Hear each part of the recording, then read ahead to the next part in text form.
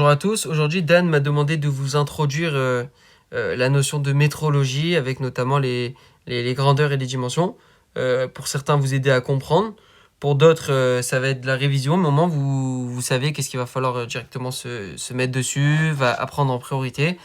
Et en fait, vous allez vous rendre compte que ce chapitre, il tombe très souvent en concours. Quand on le voit une première fois, on a peur. Enfin, certaines personnes ont peur, mais en réalité, vous allez comprendre que une fois qu'on a compris un peu les formules que je vais vous expliquer, ben c'est très logique et la mécanique, elle va tout seul et vous allez prier pour avoir que ça au concours. Ok, vous allez voir directement quand vous ferez des QCM et tout. Donc le prof, il commence par vous définir une première notion de grandeur. On vous dit qu'elle peut être chimique, physique ou biologique, mesurée ou repérée, on le verra juste après. Scalaire ou vectoriel. Scalaire, on comprend ici avec les exemples du cours, donc la longueur, la masse et la température, que ça va être une valeur numérique associée à une unité. Je m'explique. Une personne qui fait 70 kg, la valeur numérique, ça va être 70, l'unité, ça va être kilo. Ok ? Ça, c'est pour les valeurs scalaires, c'est qu'on va avoir une valeur et une unité qu'on va pouvoir mesurer, avec une balance, un mètre, la température avec un thermomètre, toutes ces choses-là. Vectoriel, ça va être elles vont avoir également une valeur, mais on va plutôt les associer à une direction, un sens et parfois une longueur. Comme par exemple la vitesse d'un smash, la vitesse d'un penalty au tennis, au foot, etc. Toutes ces choses-là. Imaginons tout simplement la distinction entre les deux. Imaginons on prend une température à 37 degrés. Le 37 c'est la valeur, le degré c'est l'unité. C'est un nombre simple, donc on sait que c'est scalaire. Unité associée à valeur. Enfin, valeur associée à unité. Alors que vectoriel, imaginons je prends Federer, un joueur de tennis, qui fait un service à 180 degrés, et ben, à 180 km/h, pardonnez-moi, et ben, on va impliquer une direction. Est-ce qu'il va tirer au nord, au sud? Est-ce que sa trajectoire elle va être fluide, déviée? Toutes ces choses-là. Le sens, la direction. Donc ici, on va parler de vecteurs. Après, également, dans les vecteurs, il y a deux sous-catégories, de polaires et de axiaux. Donc ça, c'est à vous d'apprendre. Moi, je vais essayer de vous expliquer directement la logique de ce chapitre. Mais après, quand il faut apprendre, ça, c'est à vous, les 6 notions-là, qui tombent régulièrement. Là, il y a encore des exemples. Ok, donc je vous ai donné déjà 3 exemples donc pour scalaire et vectoriel. Donc, vous les faites chez vous. Maintenant, on va essayer de vous introduire les notions de grandeur de base et grandeur de dérivée. Donc là, je vous mets tout. Toute cette page-là, il va falloir l'apprendre. Après, vous allez vous dire, ouais, ça fait beaucoup et tout, mais vous allez voir, tout simplement, ça va entrer tout seul au fur et à mesure. C'est pour ça qu'il va falloir le voir souvent. Mais ce chapitre, ben, c'est vraiment le très simple. Enfin, à la fin, vous allez voir, c'est très simple. Je vous dis pas que c'est facile. Je vous dis que c'est simple dans la manière où il faut pas se casser la tête. Il n'y a pas de démonstration, il n'y a pas de théorème. Ok, très simple, ça veut pas dire facile. Ok, il y a des choses à apprendre et à la fin, vous allez voir que c'est relativement simple par rapport à tous les autres chapitres. Donc, on va vous dire que parmi toutes les grandeurs qui existent sur Terre, il y en a certaines qui sont considérées comme fondamentales. Donc, c'est celles qui sont de base. Les parents, si vous voulez. Tous les parents, ils sont en haut. Ils sont là. Eux, c'est les parents. Ils dépendent de personne. C'est normal parce que les parents, ils dépendent de personne. Par contre, les enfants, ça va être les dérivés. Qui vont être dérivés des parents. Par contre, eux, ils dépendent. Ils dépendent de qui? D'entre eux et des grandeurs de base. Je m'explique. La longueur, elle est associée au mètre. Mètre, c'est petit m. Ok? Par contre, si on regarde dans les grandeurs dérivées, on va avoir le volume. Mais le volume, il n'y a pas d'unité. Le volume, l'unité associée, ça va être le mètre cube. Sauf que le mètre, eh ben, il est déjà dans la grandeur de base. Donc on a les grandeurs de base, et à partir des grandeurs de base, on va avoir les grandeurs dérivées. Au moins, vous comprenez ça. C'est pareil pour le temps. Le temps, c'est S, les secondes, ici. Et ben, en grandeur dérivée, on va avoir quoi? La fréquence. Mais la fréquence, c'est juste 1 sur le temps. Donc si vous faites attention, tout ce qui est entre parenthèses ici, ben, c'est des grandeurs de base. Ok? Moi, vous voyez que les grandeurs dérivées, ben, elles sont dérivées des grandeurs de base, forcément. En fait, vous allez vous rendre compte que si vous maîtrisez ces 7 grandeurs de base, c'est un peu rassurant de se dire ça, mais c'est vrai, et ben, vous allez voir la logique de toute la mécanique, de toutes les combinaisons, et vous pourrez reconstruire n'importe quelle unité dérivée, et en fait, il n'y aura rien de plus. Ok. On vous donne également 2 grandeurs supplémentaires, donc l'angle plan et l'angle solide, qui sont sans dimension. Donc il n'y a pas d'unité, il n'y a pas de dimension. C'est tout. C'est juste 2 exceptions. Tout ça, je vous l'ai dit. Ok. on va introduire la notion de étalon de mesure. Donc, qu'est-ce que c'est l'étalon de mesure? C'est une référence. Ça veut dire quoi? Imaginons, on compte 1 minute. On sait qu'une minute, c'est 60 secondes. Une seconde, c'est 1, 2. Entre 1 et 2, il y a un temps. Mais c'est qui a dit que ce temps-là, c'était 1 seconde? Eh bien, ce sont des personnes qui se sont mis à mettre des références, des étalons. Ok? On vous dit que ces étalons, ils ont servi à introduire toutes ces notions-là de grandeur que l'on détaillera par la suite.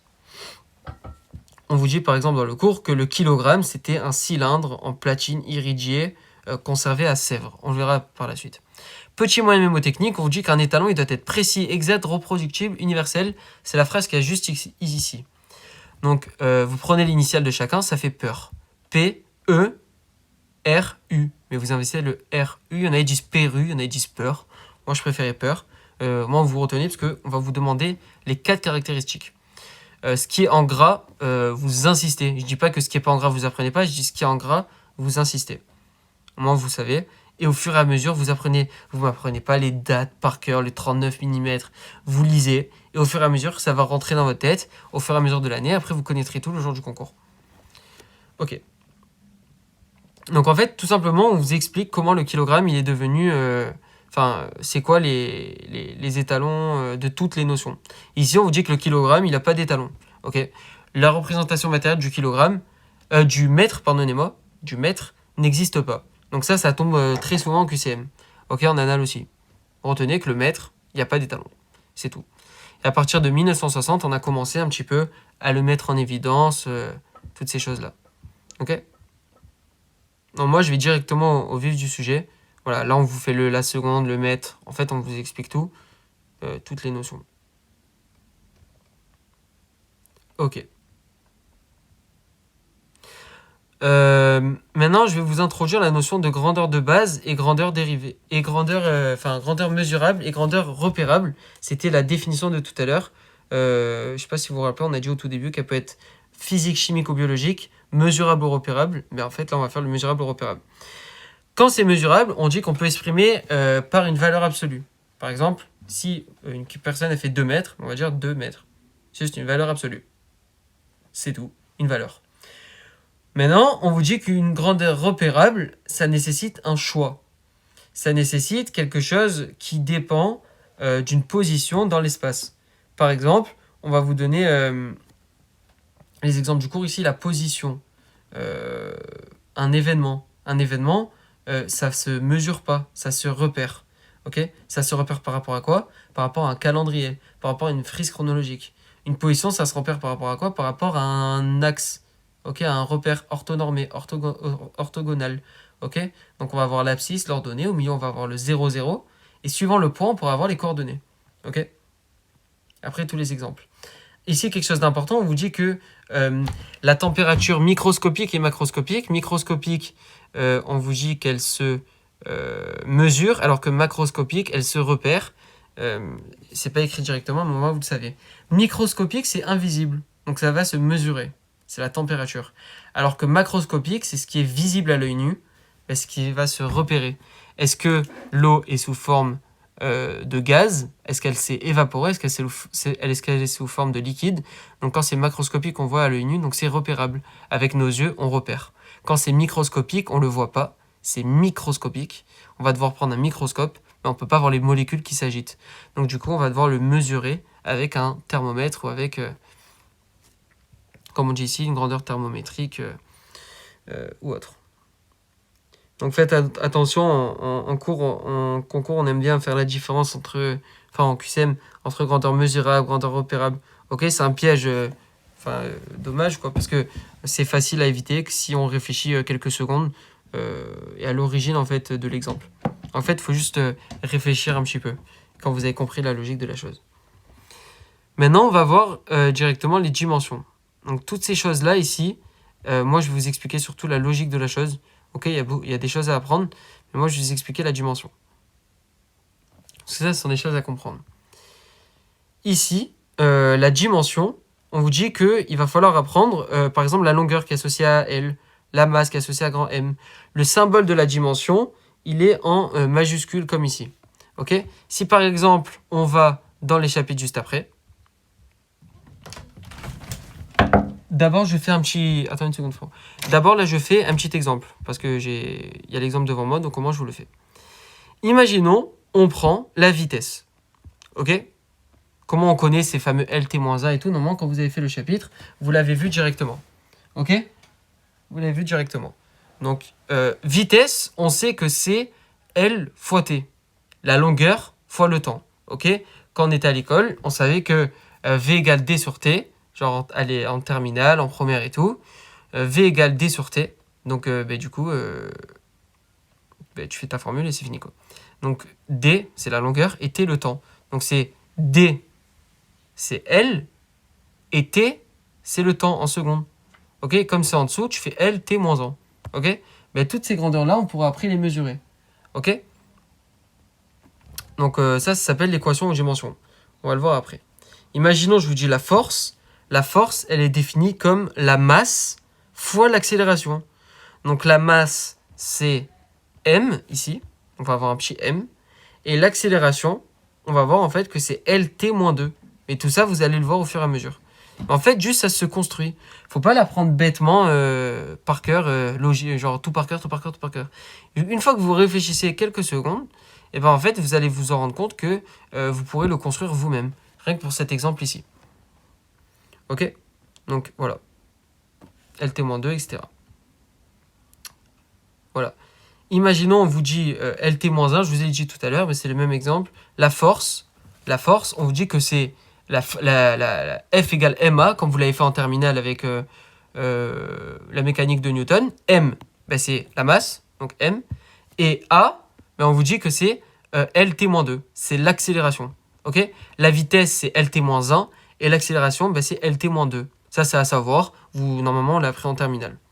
Ok? Mais au pire, vous l'apprenez maintenant, il n'y a rien de fou. Ok? Et en fait, ici, qu'est-ce qu'il va falloir surtout apprendre dans ce chapitre? C'est que quand vous arrivez à la fin de ce chapitre, ici, il y a plein de tableaux. Donc là, je vous ai expliqué un petit peu le chapitre en général, comme ça. Moi, je vous dis qu'est-ce qu'il faut apprendre. Sur les points où j'ai insisté, c'est que ça tombe. Ok? Genre là où j'ai passé du temps, parce que la vidéo, elle dure maximum 15 minutes. Donc là où j'ai passé du temps un peu, c'est vraiment là où vous insistez quand vous faites vos révisions. Après, il faut tout connaître. Le but, c'est de connaître un maximum de choses. Vraiment, un max. Donc quand vous arrivez à la fin, il y aura plein de tableaux. Qu'est-ce que vous faites avec ces tableaux? En fait, il va falloir les apprendre. Mais il ne faut pas... Voilà, ça a coupé. Donc je vous disais en fait qu'à la fin du cours, on va se retrouver avec plein de tableaux, plein de trucs. Donc à première vue, on peut se dire que ça fait peur et tout, mais en fait, je vais vous montrer. Regardez. Il y a plein de tableaux, donc ce tableau-là, il faut le connaître. Ok, donc il va falloir par exemple pour la longueur savoir le nom de la grandeur, le symbole de la grandeur. Ok, à pas confondre avec le nom et le symbole de l'unité. Ok ou pas, vous voyez ce que je mets en bleu là? À pas confondre. Ok, donc ce tableau, il faut le connaître avec les 7 grandeurs de base. Ce tableau aussi, avec les gradients, les stéradians, etc. Celui-là aussi. Donc là, c'est long, c'est vrai que c'est long, ça fait beaucoup, mais au fur et à mesure que vous allez le voir, ça va rentrer tout seul, ça va être vraiment... genre, vous allez prêt pour que ça soit une question comme ça au concours. C'est-à-dire, la fréquence, ok, vous savez que c'est T sur 1, enfin 1 sur T. Et 1 sur T, ça fait T-1. C'est pour ça qu'on a le fameux T-1 ici. La force, on sait que quand on en a fait en terminale, F égale MA. M, il est là, le petit m, que je mets en bleu, enfin vous avez compris.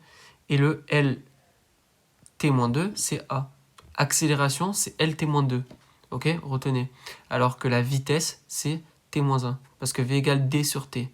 D, c'est L, et T, c'est T. Et comme c'est en dessous, ça fait T-1. Donc vitesse, L, T-1. Accélération, L, T-2. Et ainsi de suite. Ce tableau aussi. Il continue là. Ces tableaux-là, donc il y en a encore 3 là, je crois. 1, 2, 3, voilà. 4. Faut pas, enfin, je dis pas qu'il faut pas les apprendre. Moi, je vous dis rien du tout. Je vous dis juste que c'est des choses qui tombent moins. Personnellement, j'ai jamais vu ça tomber. Ok, genre, après, enfin, j'ai jamais vu. Après, c'est possible qu'en écurie, vous le fasse tomber pour vous forcer à apprendre. C'est normal, c'est bien. Mais après, j'ai jamais vu ça tomber. Et après, faut faire des choix. Genre, personnellement, j'avais pas appris. Après, vous faites comme vous voulez. Voilà. Donc, tous ces tableaux-là, là, parce que c'est ça en fait qui fait peur hein, quand on voit ça, la vérité. Un truc comme ça, là. Voilà, c'est pour vous. Ok, ça aussi c'est pas à apprendre. On va jamais vous demander un grade c'est combien de je sais pas quoi. Ok, genre ça vous apprenez pas. Ça par contre c'est sûr qu'il faut pas apprendre. Ok, ça c'est sûr. C'est genre, vous faites comme vous voulez, mais là tu apprends pas. On va jamais te demander un électronvolt c'est combien de joules. 1,612. Même que c'est à connaître. 1,6 fois 10 puissance moins 19 on l'a fait à l'école. Mais le 1,6021773 ça faut pas apprendre. Ok, maintenant je vous donne ça aussi. Là maintenant je vous donne des exemples de QCM texto genre que j'ai fait. Au moins je vous montre vraiment ce qui tombe. Ok. Parmi les assertions suivantes, laquelle ou lesquelles sont exactes. Donc lisez toujours la question. La dimension d'une force est MLT-2. Donc là, peut-être que vous savez pour ceux qui ont déjà fait le cours. Pour ceux qui n'ont pas fait le cours, vous savez pas. Donc qu'est-ce qu'on fait? Tout simplement, on va dans le tableau que je vous ai dit d'apprendre. Force, on voit c'est quoi? LMT-2. LMT-2. Là-bas, il te disait quoi? Il te disait L carré MT-2. Donc du coup, c'est faux. Parce qu'il n'y a pas écrit la même chose à droite et à gauche. Ok? Là, il n'y a pas écrit la même chose que sur le tableau. Donc c'est faux. Enfin, là, pardon. Il n'y a pas écrit la même chose que sur le tableau. Donc là, c'est faux. La dimension d'une énergie cinétique est M L carré T-2. On va dans la photo. Qu'est-ce qu'il me fait? On va là. Énergie cinétique, c'est-à-dire on va dans énergie. L carré MT-2. Est-ce qu'on a bien L carré MT-2 ici? L carré MT-2. Donc ça, c'est vrai. Et ainsi de suite, vous regardez avec le tableau. Donc ça, c'est une question texto, le tableau, pour vous montrer vraiment que ça tombe. Ok, donc là, il y a la correction. Je vous laisse screen. Ok. Question 2. On vous dit quoi? L carré T-2 peut être une force par une unité de temps. Donc une force, qu'est-ce que c'est? On regarde ici, parce que vous pouvez pas deviner, pour ceux qui ne l'ont pas appris, pour ceux qui le savent, c'est très bien. L MT-2 par une unité de temps, c'est-à-dire qu'on va diviser encore une fois par le temps. Donc est-ce qu'à la fin on va avoir L MT-3? Ben non. Ok? On va pas avoir ça, on aura... Il est où? Bah non, du coup, c'est pas LMT-3. Ok? Être une quantité d'énergie. Une quantité d'énergie, on regarde dans la photo. Est-ce qu'une quantité d'énergie, c'est ça? Quantité d'énergie, eh ben, L carré MT-2, c'est faux. Et ainsi de suite, et ainsi de suite, et ainsi de suite. En fait, je vous ai fait cet exemple juste pour vous montrer que les réponses, le plus souvent, elles sont dans les tableaux et dans ces tableaux-là. Ok? Donc dans ce que je vous ai dit d'apprendre.